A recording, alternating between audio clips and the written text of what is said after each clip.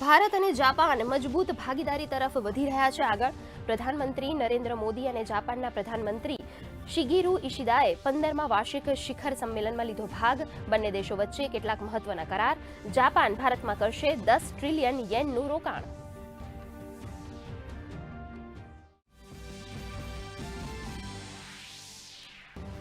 ભારત અને જાપાન મજબૂત ભાગીદારી તરફ આગળ વધી રહ્યા છે. તો ભારત જાપાને તૈયાર કર્યો આગામી 10 વર્ષનો રોડમેપ. પ્રધાનમંત્રી નરેન્દ્ર મોદીએ જાપાની ટેકનોલોજી અને ભારતની પ્રતિભાને ગણાવ્યું વિનિંગ કોમ્બિનેશન. તો જાપાનના પીએમએ કહ્યું, ભારત પોતાના નવાચારથી સમગ્ર દુનિયામાં લાવી રહ્યું છે પરિવર્તન.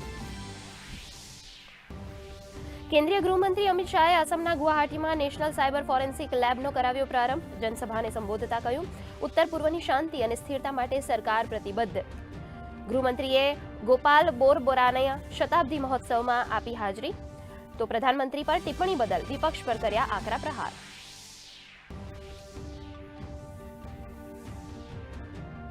મુખ્યમંત્રી ભૂપેન્દ્ર પટેલે નેશનલ સ્પોર્ટ્સ ડે નિમિત્તે ખેલ મહાકુંભ 2025ના રજીસ્ટ્રેશનનો કરાવ્યો પ્રારંભ. રમતગમત ક્ષેત્રે સિદ્ધિ હાંસલ કરનાર ખેલાડીઓ અને પ્રશિક્ષકોને એવોર્ડ આપીને કર્યા સન્માનિત. કહ્યું, કોઈપણ રમતમાં ખેલદિલી એ અનિવાર્ય પાસું.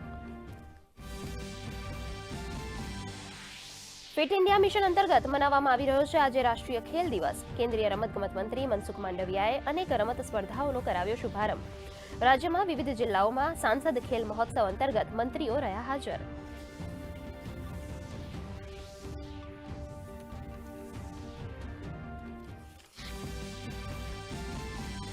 કેન્દ્રીય જળશક્તિ મંત્રીએ બોટાદમાં જળ સંચય જનભાગીદારી અભિયાન અંતર્ગત કાર્યક્રમમાં આપી હાજરી.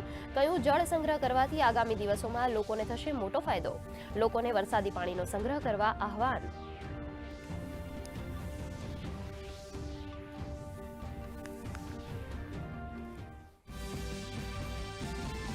વર્ષ 2018ના બિટકોઇન કૌભાંડ કેસમાં મહત્વનો ચુકાદો. તમામ 14 દોષિતોને આજીવન કેદની સજા ફટકારતી અમદાવાદ સેશન્સ કોર્ટ. પૂર્વ એમએલએ નલિન કોટડિયા, અમરેલીના પૂર્વ એસપી જગદીશ પટેલ દોષિત. આઈપીસી અને પ્રિવેન્શન ઓફ કરપ્શન એક્ટ મુજબ આરોપીઓ દોષિત.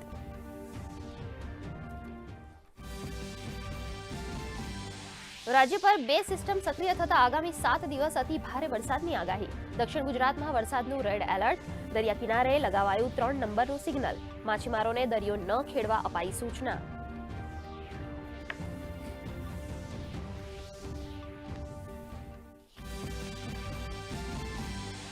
વિશ્વ પ્રસિદ્ધ તરણેતરના મેળાનું આજે થયું સમાપન. પોલીસ પરિવાર દ્વારા ત્રિનેત્રેશ્વર મહાદેવ મંદિરે ચડાવાઈ ધજા. મેળામાં ગ્રામીણ ઓલિમ્પિક સહિત યુવા સાંસ્કૃતિક સ્પર્ધાઓનું કરાયું આયોજન.